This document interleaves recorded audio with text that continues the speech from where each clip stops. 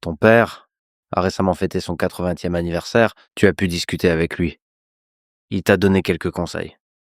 Il me semble qu'une des choses qu'il t'a dites, c'est de ne pas seulement parler de tes principes, mais aussi de les vivre, de montrer l'exemple.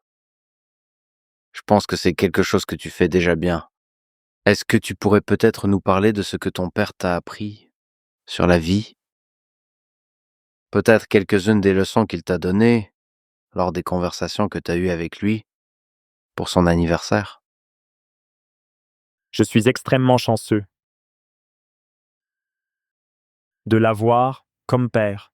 C'est quelqu'un qui a écrit d'innombrables livres sur la Rome antique et la littérature romaine,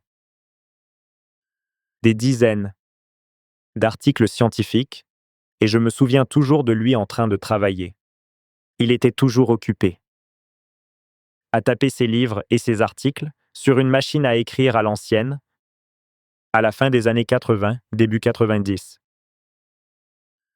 Il était infatigable. L'exemple qu'il a donné à moi-même et à mon frère était inestimable. Certaines personnes font l'erreur de penser que tu peux inculquer les bons principes à la future génération ou à tes enfants en leur disant des choses. Mais ils sont intelligents. Ils ignorent les mots pour regarder vos actions. Donc, observer notre Père, c'était un peu une grande leçon en soi. Il n'a pas eu besoin de nous dire quoi que ce soit. Et en même temps, il était incroyablement patient et émotionnellement résilient. Et, tu sais, ma mère, c'est une grande femme, incroyablement intelligente et très éduquée. Mais elle essayait parfois de tester la patience de mon père. Et ça, c'est enraciné dans notre biologie. C'est une chose que l'évolution peut expliquer, pourquoi les femmes ont parfois tendance à agir ainsi.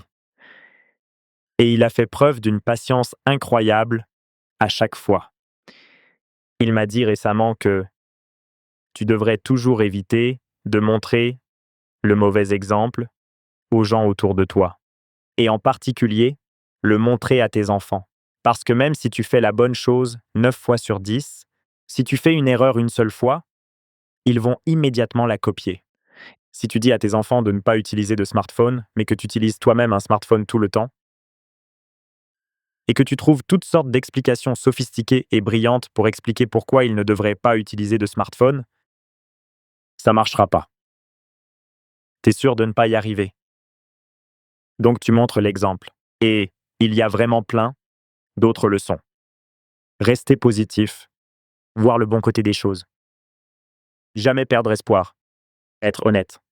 Et tu sais, la dernière fois qu'on s'est parlé, il m'a dit en fait que certes, l'intelligence artificielle pouvait être consciente, qu'elle pouvait être créative, mais qu'elle ne pouvait pas avoir de conscience. D'une certaine manière, elle ne peut pas être morale.